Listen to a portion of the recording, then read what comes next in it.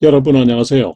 최신 세계 경제 뉴스를 발췌 소개하고 제 의견을 곁들이는 세계 경제는 지금 Current Issues of Global Economy 편집자 정견만입니다.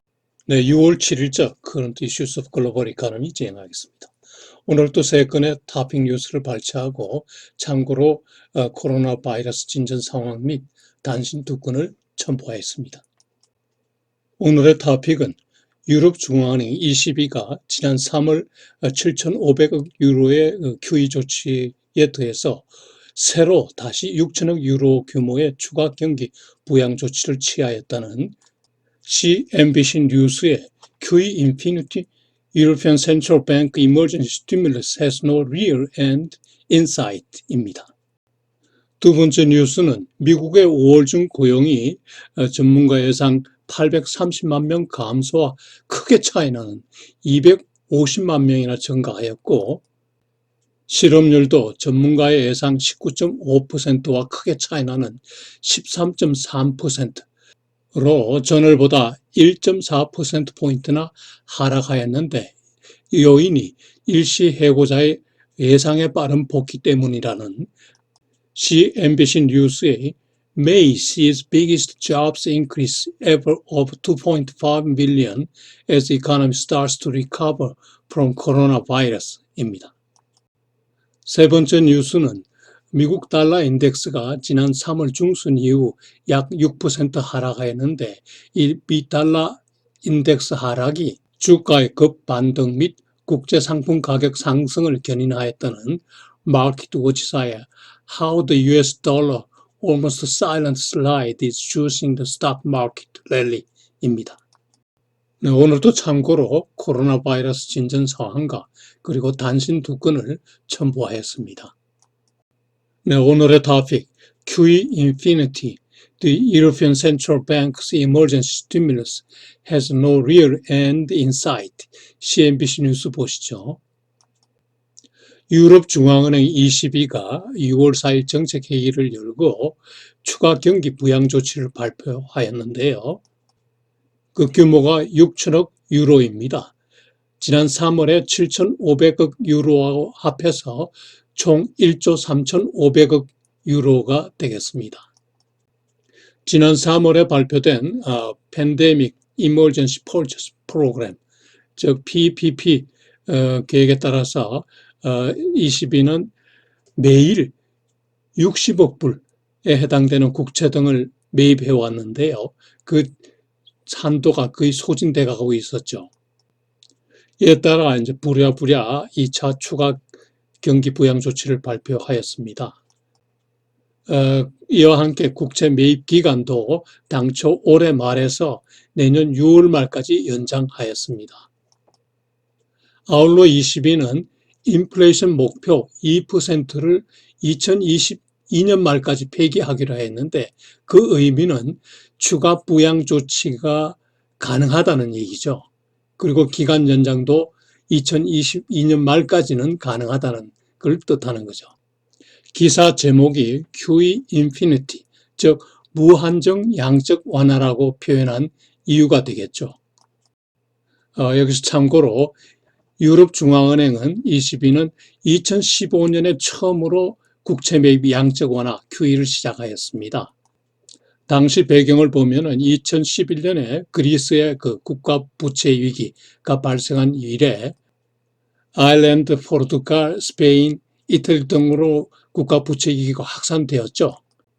이 위기를 극복하기 위해서 2015년에 ECB가 국채 매입을 시작했던 것입니다. 2018년까지 진행되다가 물가가 올라가자 ECB가 그 국채 매입을 중단을 하였습니다. 2018년에요. 그러다 작년 말에 경제 성장률이 저조한 것으로 나타났죠. 유럽 전체적으로 경제 성장률이 낮아지자 작년 말에 다시 국채 매입을 재개하였습니다. 그리고 지난 3월 말에 코로나 바이러스 사태가 확산되자 그 조치를 확대하게 됐는데요. 6월에 다시 또 확대한 거죠.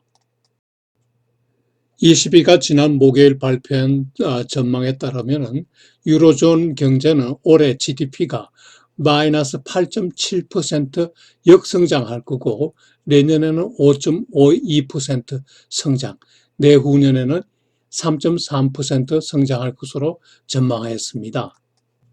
그러나 코로나 바이러스가 2차 확산이 될 경우에는 올해 마이너스 12.6%까지 역성장이 될 거라고 전망하는군요. 소비자 물가도 상승률이 크게 낮아질 것으로 전망하였습니다. 화폐 발행을 크게 늘림에도 불구하고 올해 물가는 0.3% 증가에 그칠 것이고 내년에 0.8%, 내후년에는 1.3% 증가를 전망하는군요. 종전 22가 설정했던 인플레이션 타겟 목표 2%에 크게 미달하는 거죠. 이번 6천억 유로 규모의 새 부양 조치에 대한 평가를 보면은요, 유로존의 개별 국가가 아닌 유로존 전체 공동 위기에 대한 스티뮬러스 파이어워크스라고 표현했군요.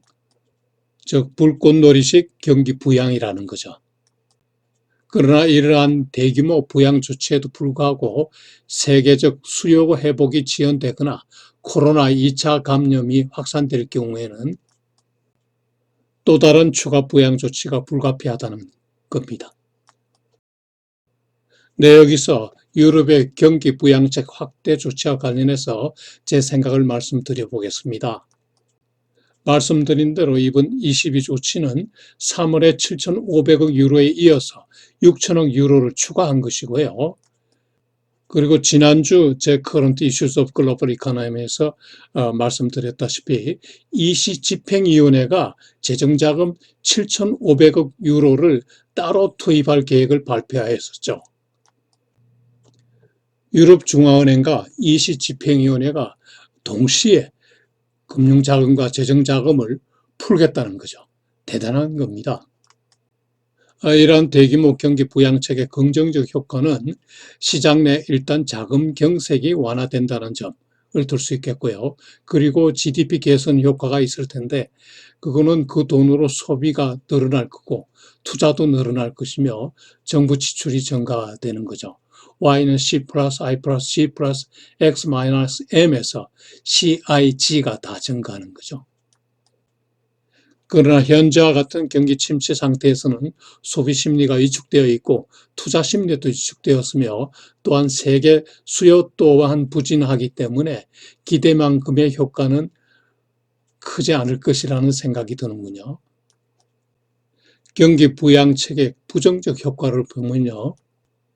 우선 당장 국가 부채가 급증한다는 거죠. 이는 차세대에 대한 부담으로 증가되겠죠. 현 세대 사람들이 차세대 사람들, 후손들의 돈을 미리 댕겨 쓴다고 보면 됩니다. 그리고 과잉 통화로 의한 자산 버블 현상이 나오겠죠. 경기 침체기에는 일반 물가 상승보다는 주식이나 부동산 등 특정 자산 가격 급등을 초래하게 됩니다. 요즘 확실히 나타나고 있죠. 주가 상승이나 부동산 가격 상승은 실물 경제 부양 효과가 크게 미흡합니다. 그리고 과잉 통화 공급은 추후 경기 회복 시에 전반적 물가 상승으로 퍼지는데요. 서민 물가고에다가 수출 경쟁력 악화라는 아주 큰 부작용이 생기게 되죠. 그리고 자산 버블 현상은 결국은 부익부 빈익빈을 초래하고요. 사회적 문제가 되겠죠.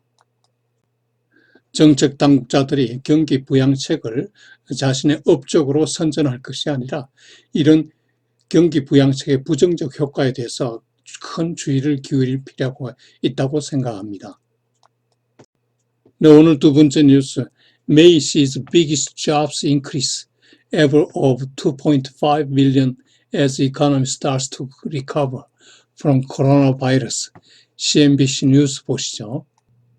미국의 5월 중 고용이 무려 250만 명이나 증가한 것으로 나타났는데요. 전문가 예상 830만 명 감소와 너무나 큰 차이가 나죠. 실업률도 13.3%, 전월 14.7%에 비해서 4%포인트 하락수 나타났는데요. 전문가 예상 19.5%, 이 역시 큰 차이가 납니다. 예상과 실제로 큰 차이가 난 원인을 보면요. 일시 해고자 (temporary layoffs의) 예상에 빠른 직장 복귀를 이유로 드는군요. 지난달 일시 해고자 보고자 수가 270만 명이었는데요. 이달에 250만 명 증가 중에 상당 부분 대부분이 이런 일시 해고자의 예상에 빠른 직장 복귀에 따른 것이라는 거죠. 이번 고용지표를 낙관적으로 보는 사람들은 코로나 바이러스 재확산만 없다면 최악의 상황은 지났다. 미국 경제의 탄력성을 보여준 것이라고 말하는군요. 그러나 빠른 경제 회복으로 이어질지는 좀 더 두고 봐야 한다고 하는군요. 250만 명 고용 급증에 대한 시장의 반응은 매우 긍정적입니다. 주가가 다우지수가 829포인트나 상승했죠. 지난 주말. 국채 가격은 하락하였고요. 말씀드린 대로 일시 해고자는 대부분 직장 복귀한 것으로 보이는데요. 5월 달에 파트타임 근로자가 160만 명이나 증가한 것으로 봐서 더욱더 일시 해고자의 복귀가 높았다는 걸 나타내 주죠. 경제활동 참가율 (participation rate), 즉 16세 이상으로서 일할 의사와 능력이 있는 사람의 비중도 4월에 60.2%에서 5월에 60.8%로 상승하였습니다. 취업자 250만 명을 업종별로 보면은 여행 및 접대업이 120만 명으로 거의 절반에 가깝습니다. 건설업에서 46만 4천 명 증가하고 교육 및 보건에서 42만 4천 명, 그리고 소매에서 36만 8천 명이 증가하였군요. 그리고 여기서도 흑백 간, 그리고 남녀 간의 직장 복귀가 차등이 있군요. 흑인이 아무래도 불리하고 여자가 불리하죠. 최근 벌어지고 있는 폭동의 한 원인이 된다고 볼 수 있겠죠. 시간당 평균 임금은 전년 동월 대비 6.7% 감소한 것으로 나타났는데요. 그 이유는 저임금 일시 해고자가 많이 복귀했기 때문입니다. 네, 오늘 세 번째 뉴스. How the US dollar's almost silent slide is juicing the stock market rally. 마켓 워치 뉴스 보시죠. 미국 달러 인덱스가 지난 3월 중순 이후에 약 6% 하락하였습니다. 달러 인덱스는 지난 3월 중순에 103을 기록하였다가 지난 주 5일에는 96.7을 기록하였습니다. 많이 하락하였죠. 근데 지난 3월 중순에 달러 인덱스 103은 최근 3년 내 최고 수준입니다. 미국 경제가 그동안 상대적 호조였기 때문에 달러 인덱스도 높았던 거죠. 그러나 코로나 바이러스 발발 이후 3월 중순 이후에는 달러 인덱스가 조용히 하락하기 시작했는데요. 그 첫째 이유는 연준의 통화 공급 확대입니다. 오른쪽 표로 보시면은 M1의 그 추이를 볼 수 있죠. 표 그래프 맨 오른쪽에 보면은 급격한 상승을 보실 수 있습니다. 두 번째 이유는 연준의 외국 중앙은행에 대한 수합 달러 공급입니다. 외국에 많이 달러를 공급했기 때문에 해외 수요가 줄어든 거죠. 근데 이러한 달러 인덱스의 하락, 달러 가치의 하락이 미국 및 세계 주가 상승을 견인하고 상품 가격 반등에 기여하였다는 겁니다. 우선 미 달러 약세는 미국 상품 가격 하락을 의미하고 미국 수출을 증가시킵니다. 그러면 미국 기업의 수익이 호전되죠. 그래서 미국 기업 주가가 올라가는 거죠. 그리고 달러가 약세되면은 자금 조달 비용, 외국에서의 자금 조달 비용이 낮아집니다. 그래서 세계 신용이 증가하게 되죠. 세계 경제 성장에 도움을 주고 결국은 세계 주가를 상승시키게 되는 거죠. 그리고 달러 약세는 상대적으로 외국에서 보면은 달러 표시의 에너지 등이 가격이 하락한 것으로 나타나서 국제 상품 수요가 증가됩니다. 따라서 다시 또 가격 상승을 유도하겠죠. 반대로 달러가 강세일 경우에는 자금 조달 비용이 상승하고 그리고 세계 신용이 위축되고 국제 상품 가격도 하락 요인이 되는 거죠. 여기서 미국 달러 인덱스에 대해서 알아보면요. 정식 명칭은 ICE US 달러 인덱스인데요. 세계 주요 6개국 통화 대비 미국 달러의 평균적 가치를 나타내는 지표입니다. 이 작성 기관은요. ICE, Intercontinental Exchange Incorporated가 되는데요. 동사가 1973년 3월부터 작성하기 시작했는데 1973년 3월을 기준점 100으로 삼는 거죠. 달러의 6개 통화에 대한 실질적 가치를 나타나기 위해서 6개국 통화별로 가중치를 두었는데요. 유로가 반 이상입니다. 57.6%의 가중치를 갖고 있습니다. 네, 6월 7일 제네바 현지 시간 10시 36분 현재 코로나 바이러스 진전 상황을 보시죠. 6월 7일 현재 확진자 수는 675만 521명으로 지난주에 비해서 14.6%가 증가했습니다. 사망자 수는 39만 5,779명으로 8.1% 증가했습니다. 사망자 증가 템포는 좀 줄었지만은 확진자의 증가율은 여전히 주 일주에 14.6%에 달하는 높은 증가율입니다. 국가별 특이점을 보면요. 지난주에 미국의 확진자 수가 지난주에 많이 늘었습니다. 현재 미국은 188만 6,794명이 확진되었고 10만 9,038명이 사망하였습니다. 위인 브라질의 사망자와 확진자 수가 급격히 늘고 있습니다. 러시아도 확진자 수가 많이 늘었고요. 인도의 확진자 수가 급격히 늘어서 5위가 되었습니다. 페루와 이란의 확진자 수가 많이 늘어서 각각 순위가 올라갔습니다. 네, 오늘 코로나 바이러스 관련 단신 두 건을 첨부하였는데요. 첫 번째는 Bolsonaro threatens who exit as COVID-19 kills a Brazilian per minute. 볼소나로 브라질 대통령이 기록적인 코로나 바이러스 발병 및 사망자 증가에도 불구하고 경제 봉쇄 조치 해제를 거듭 주장하였는데요.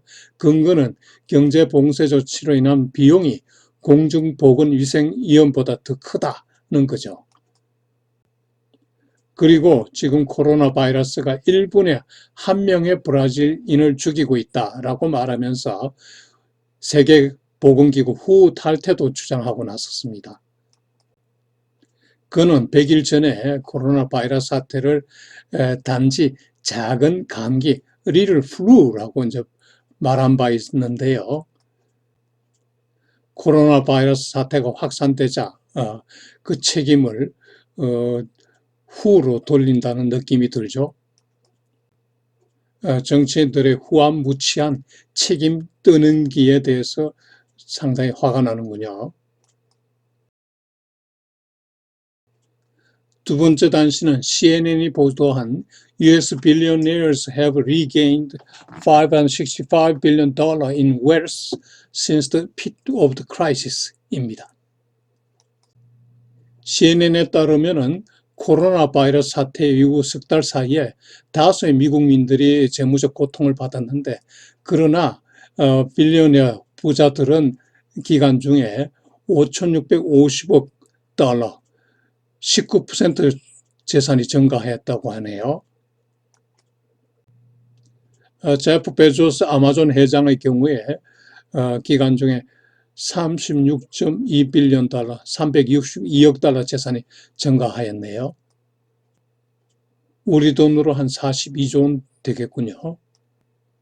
코로나 바이러스로 인한 경기 침체, 그리고 이 경기 침체에 대응하기 위한 정부 및 중앙은행의 통화 증발이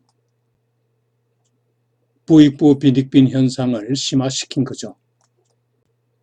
전체 경제 상황은 나쁜데도 통화 증발로 인한 주식시장의 상승이 가진 자와 가지지 못한 자 간의 부의 불평등, 웰스 이니퀄리티를 확대시킨 결과입니다. 네, 오늘도 커런트 이슈스 오브 글로벌 이코노미를 끝까지 시청해 주셔서 대단히 감사합니다. 여러분 안녕히 계십시오.